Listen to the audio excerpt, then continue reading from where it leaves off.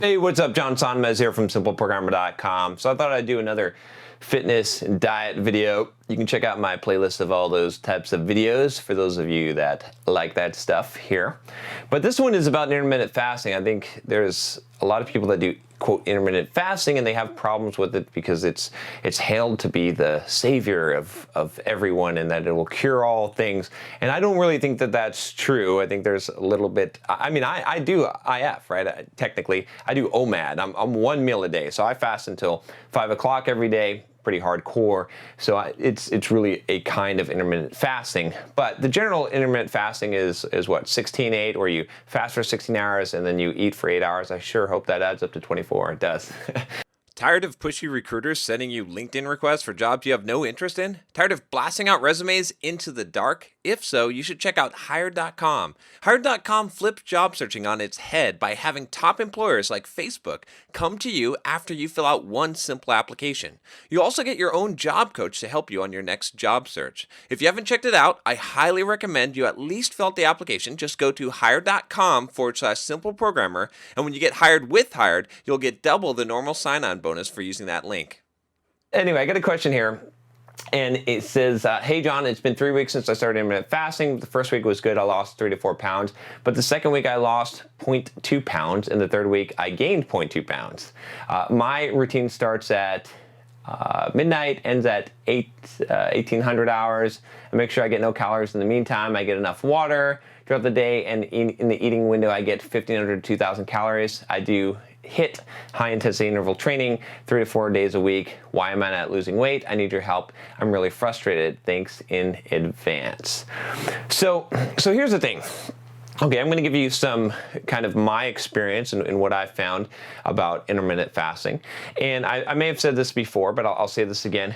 I don't believe there's any real magic as far as weight loss in intermittent fasting. So what I mean by that is I don't think intermittent fasting somehow defies the laws of thermodynamics. I don't think that by intermittent fasting you burn more calories than you would not intermittent fasting. Now, as far as partitioning, I believe that intermittent fasting can help you in a couple ways. One, it can make it so that the weight that you do lose is more likely to be fat, depending on your workout, your routines, and if you're actually doing a muscle building routine. And I believe that it is helpful to the body in terms of the autophagy, which is basically cell death, programmed cell death, that cells die and renew because of fasting. I believe it's good overall for your longevity in your life. And for the most part, I think there's a lot of health benefits to the intermittent fasting as far as insulin control, combating type 2 diabetes, and having a good metabolic panel. So I believe that intermittent fasting, if done correctly, extended fasts or fasts in general, are helpful to you.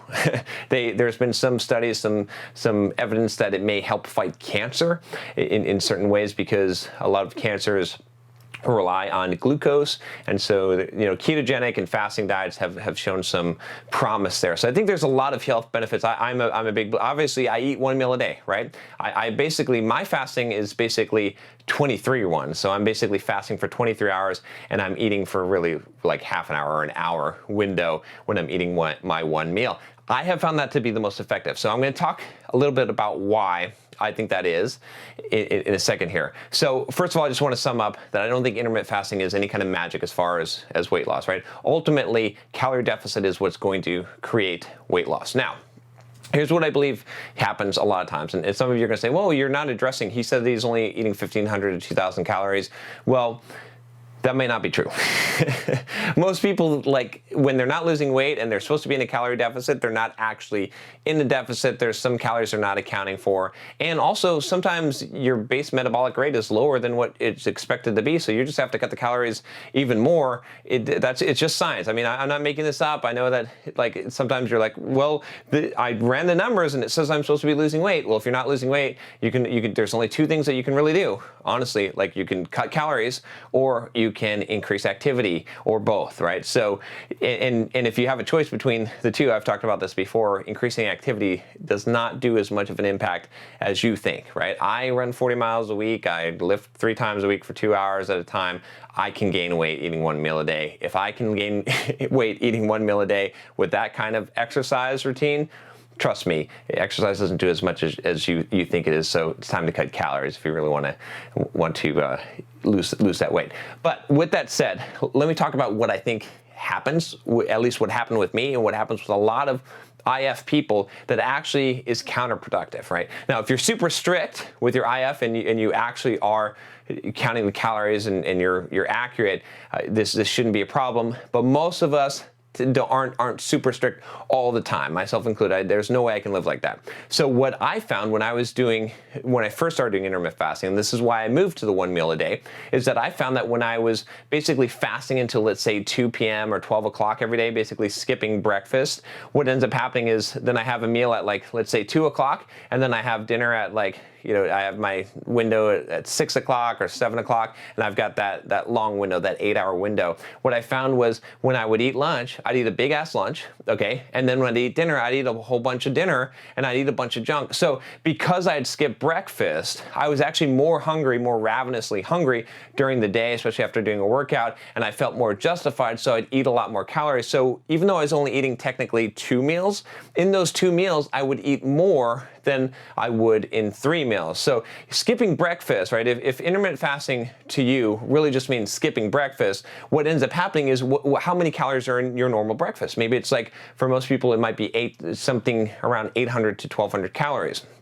Well, if you're really hungry, you can easily make up for that at lunchtime or dinner. In fact, I'm giving pretty high numbers for breakfast because I think most of you would probably need to have a breakfast around 400 to 600 calories, right? If you're going to split your meals. I mean, how many calories are you eating in a day, right? Let's say that you're on a 3,000 calorie a day diet, which that's a lot of calories, right? For me, it's not a huge amount, but I'm a pretty big guy. I'm like 230 pounds, right? And I'm a lot muscle, so I've got a pretty high base metabolic rate. Plus, I'm doing a lot of exercise, so that for me, that maybe that's not much, but for a lot of people, like especially if you're small, 2,000 calories, you actually gain weight off of that. So you're actually going to be less than that. So let's say you took 2,000 calories and you divide that up into, or 2,100 into 3 meals. That's 700 per meal. Okay, so if you skip breakfast, if you say it's evenly divided, and most of the time it's not, most of the time most of your calories come in the evening, right? With dinner is usually larger. So let's say that your breakfast is normally 500 calories.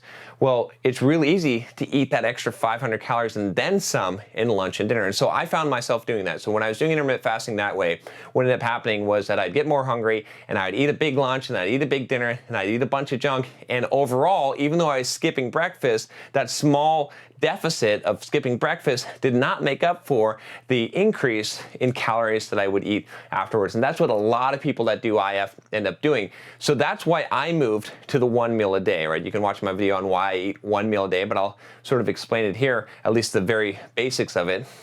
From just a calorie deficit viewpoint. There's a lot of other reasons, but let's just look at it from a calorie deficit and strategic viewpoint. If I'm only skipping breakfast, again, very easy to overconsume for lunch and dinner and to add up more than what breakfast would total. But if I'm skipping essentially breakfast and lunch, and I'm only eating dinner, and I'm only eating for that half an hour or hour window, it's pretty hard for me to and I can still overeat, I still can, trust me, okay? Especially if I extend the window any further, but in that 1 meal, it's much more difficult, right? For me, let's say that my cutting diet might be 3,000 calories because I'm probably burning 4,500 calories a day when I'm doing running or doing my exercise. So for me, let's say that I'm aiming for 3,000 calories, okay? To sit down and eat 1 meal of 3,000 calories, if it's not total junk, that's a lot of food. That's a lot of eggs, a lot of chicken breasts, a lot of broccoli, a lot of rice even, right? It's a lot of food. So the chances of me overeating are much, much less, especially if I'm restricting it to that single meal. So that's what I would say, is that most likely, and most of the people I've coached and talked to that have had problems with intermittent fasting, quote, not working, it's because what they're doing is they're essentially, all they're doing really is skipping breakfast and getting extra hungry and then making up for that by eating more food. There's just no magic to the intermittent fasting. A lot of people want to believe that there's some kind of magic because they see the whole lean gains thing and they think, oh, this is awesome, and I'm just going to get ripped and stuff like that. I do think that it does affect the partitioning, what I mean is what you lose, right? I think you can, if you fast, you're more likely to preserve muscle. There's a lot of evidence with that, with showing increased HGH levels and things like that. But that is all reliant on you lifting, and it is all reliant still on you being in a calorie deficit if you want to lose weight. So there's just no magic that's happening there, and especially not with a 16-8 fast. Maybe there's a little bit more magic happening with one meal a day, but I'm telling you, I don't even see it, right? Like I said, I can still gain weight, and I've even tried 147, where basically I'm eating one time in 2 days. That's really, really hard to maintain. I definitely lost weight there, but that's like ridiculously hard to maintain. It's probably not very good for you. But I think one meal a day so far has been the thing that's worked the best for me. And like I said, it overcomes the problem that most people have with intermittent fasting, which is that they just, because they're so hungry, because they skip breakfast, they overeat for the other 2 meals, and then it doesn't work for them. So my suggestion would be basically 2 things. One, if intermittent fasting, doing the 16-8 isn't working for you, there's 2 things that I would suggest that you try.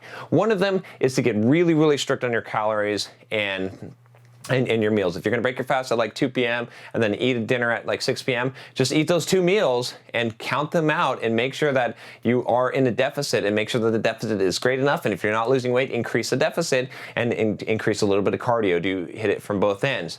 That's number 1. Number 2 is just skip all that and go to a longer fasting window. Go to 1 meal a day, where you know that you're skipping 2 meals, and then it's going to be much harder, right? That's what I do, and I don't even really have to count calories and think about it that hard, because I've got a much better buffer there. So those are my suggestions, and ultimately, right? I mean, this is thermodynamics. I know that it's not all calorie in, calorie out. We don't want to get into that debate, but essentially, if you want to lose weight, there has to be a calorie deficit, right? So that's the key thing. It doesn't matter what kind of magic you do, if you do keto, if you do intermittent fasting, if you do all this stuff, if you don't have a calorie deficit, you're not going to lose weight. All right, that's all I got to say about that. If you like this video, click that subscribe button if you haven't already, and I will talk to you next time. Take care.